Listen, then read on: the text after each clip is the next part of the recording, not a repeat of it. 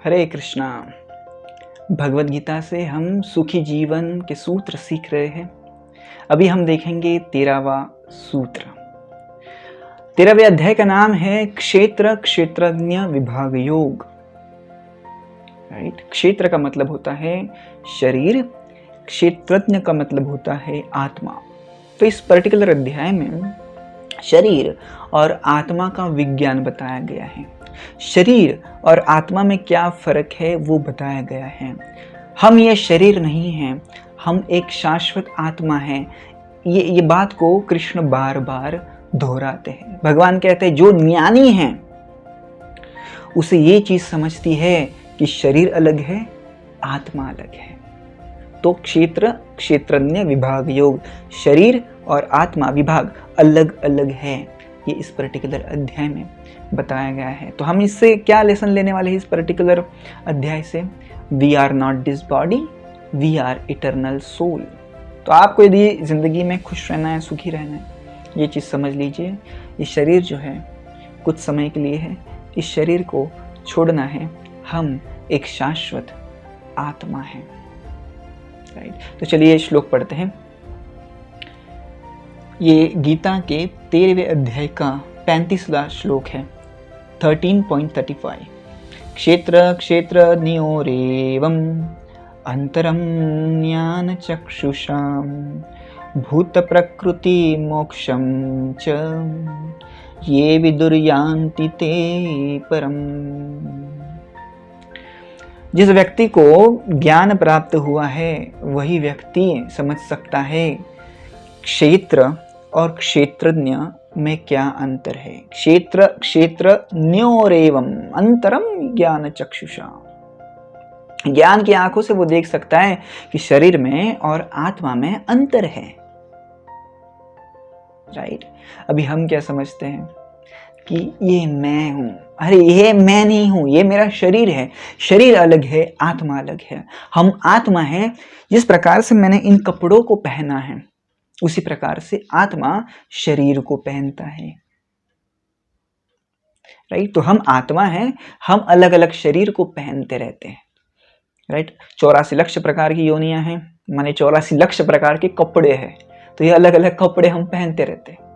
कभी वृक्षों के कपड़े पहन लिए, कभी कोई जानवर के पहन लिए, कभी मनुष्यों के पहन लिए, कभी देवताओं के पहन लिए। तो अलग अलग कपड़े हम पहनते रहते हैं। तो भगवान कहते हैं जो बुद्धिमान व्यक्ति है वो ये समझता है शरीर और आत्मा अलग है, और जो ये समझता है वही मेरे पास आता है। तो भगवान के पास यदि जाना है, राइट, तो ये चीज समझनी है कि शरीर और आत्मा अलग। राइट। हम ऐसे नहीं कहते गाड़ी ही ड्राइवर है। क्या आपने कभी ऐसे कहा है क्या गाड़ी ही ड्राइवर है? नहीं, गाड़ी अलग, ड्राइवर अलग। ड्राइवर गाड़ी को चलाता है, उसी प्रकार से शरीर एक निर्जीव चीज है और इसको शरीर को चलाने वाला आत्मा है, और आत्मा हम हैं। राइट। शरीर तो आत्मा के ऊपर का एक आवरण है। जैसे ही आत्मा शरीर से निकल जाती है शरीर निर्जीव बन जाता है। और इसलिए आपने देखा होगा कि किसी डेड बॉडी को लाते हैं तो कहते हैं ये चले गए, रोते हैं ना ऐसे, ये चले गए, ये चले गए। कौन चला गया? वो तो उधर ही है। तो जो आत्मा है, शाश्वत आत्मा, वो चल बसी। एक कहानी के माध्यम से इस चीज को समझेंगे। एक राजा था जिनका नाम था चित्रकेतु महाराज। लाखों रानियां थी परंतु पुत्र नहीं था, पुत्री नहीं थी। इतना बड़ा साम्राज्य था उनका, परंतु पुत्र नहीं था। राइट। तो उन्होंने सोचा अरे कैसे होगा आगे हमारा। राइट। तो एक दिन ऐसे ही विलाप कर रहे थे, दुख में थे, तो उनके घर पे एक साधु पुरुष अंगिरा नामक ऋषि आ गए। राइट। उन्होंने पूछा सब आपके पास ठीक है, दुख क्यों है चेहरे के ऊपर? तो चित्रकेतु महाराज ने कहा पुत्र नहीं है। तो अंगिरा ने कहा कि एक्चुअली आपके नसीब में नहीं है, परंतु यदि आप चाहो तो मैं आपको आशीर्वाद दे सकता हूँ। चित्रकेतु ने कहा हाँ मुझे आशीर्वाद दीजिए, मुझे पुत्र की प्राप्ति करवा दीजिए। अंगिरा ने कहा वो तो कर सकता हूँ, परंतु एक चीज का आपको ध्यान रखना होगा कि ये जो पुत्र होगा आपके सुख का और दुख का दोनों का कारण होगा। आपको सुख मिलेगा, दुख भी मिलेगा। रेडी है क्या आप? तो जो राजा थे चित्रकेतु महाराज, उन्होंने कहा कोई बात नहीं, बच्चा दे दो मुझे, बच्चा दे दो, मुझे केवल पुत्र चाहिए, बाकी वो सुख दुख वो बाद में देखा जाएगा। राइट। अंगिरा ने कहा ठीक है। अपने मंत्र शक्ति से एक फल को उन्होंने भारित कर दिया और कहा कि ये फल आपकी ज्येष्ठ रानी कृतद्युति को देना। राइट। तो कृतद्युति को वो दिया गया। राइट। कृतद्युति ने खाया, कुछ समय बाद गर्भवती हो गई, प्रेग्नेंट हो गई, बच्चे को जन्म दिया। पूरे राज्य में आनंद का मौसम था। Everyone was rejoicing. राजा तो 7वें आसमान पे चला गया, इतना खुश था। राइट। तो बच्चे का जन्म हुआ, उसका नाम रखा गया, इतने सब लोग खुश थे। अभी क्या हो गया कि जो बच्चा था कृतद्युति का था, सबसे बड़ी रानी का था। तो राजा कृतद्युति को ज्यादा से ज्यादा समय देने लग गया। इससे क्या हो गया, बाकी की जो रानियां थी जलने लग गई। हमें बच्चा नहीं है, उस कृतद्युति को है, हम खुश नहीं हैं, वो कैसे खुश रह सकते हैं, तो जलने लग गए। तो उसकी खुशी का कारण क्या है, वो बच्चा, उस बच्चे को मार देंगे। तो जहर पिला दिया बच्चे को, बच्चा मर गया। और बच्चा मर गया तो फिर से पूरे नगरी में स्मशान शांतता फैल गई। Everyone was crying. अभी जो हमारे चित्रकेतु महाराज थे रो रहे थे, है कि नहीं? क्या बताया था अंगिरा मुनि ने, सुख का और दुख का कारण होगा। स्टोरी यहाँ पे खत्म नहीं होती।